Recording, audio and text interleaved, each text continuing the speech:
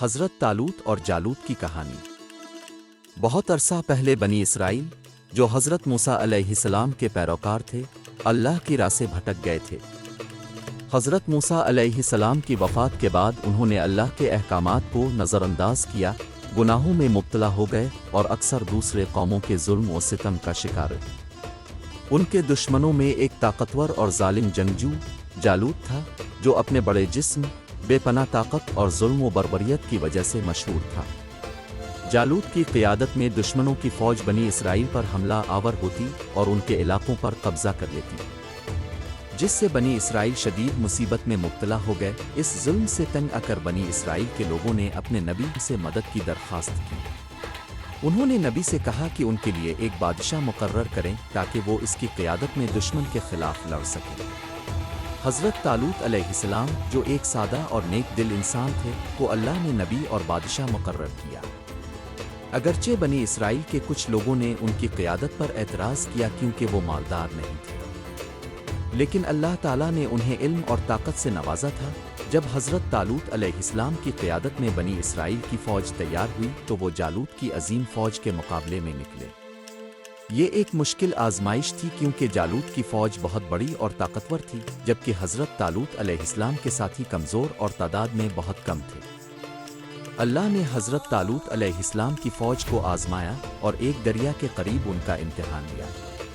اللہ نے حکم دیا کہ جو اس دریا سے پیاس بجھانے کے لیے زیادہ پانی پیے گا، وہ حضرت طالوت علیہ السلام کے ساتھ نہیں جا سکے گا، سوائے اس کے جو صرف ہاتھ سے تھوڑا سا پانی لے۔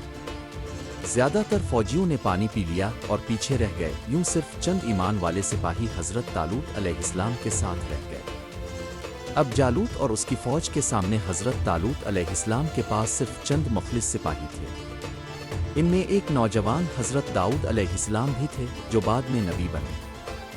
جنگ میں حضرت داؤد علیہ السلام کو اللہ نے خاص طاقت عطا کی اور حضرت طالوت علیہ السلام کی اجازت سے وہ جالوت کے مقابلے میں گئے۔ جالوت ایک عظیم جنگجو تھا اور اپنی حفاظت کے لیے مکمل زرہ بختر اور ڈھال میں ڈھکا ہوا تھا۔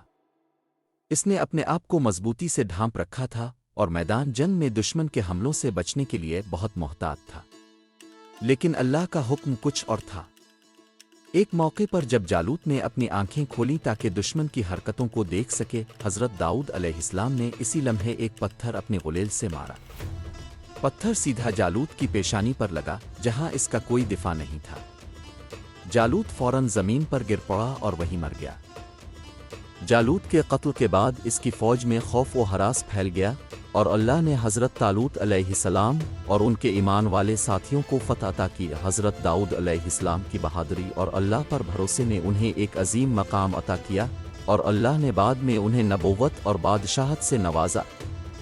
اللہ تعالیٰ نے حضرت داؤد علیہ السلام کے ذریعے بنی اسرائیل کو مضبوطی عطا کی اور انہیں ایک عظیم رہنما بنایا۔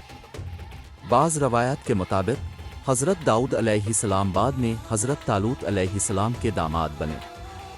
حضرت طالوت علیہ السلام کی ایک بیٹی سے حضرت داؤد علیہ السلام کا نکاح ہوا اور یوں دونوں کا تعلق ایک خاندانی رشتے میں تبدیل ہو گیا۔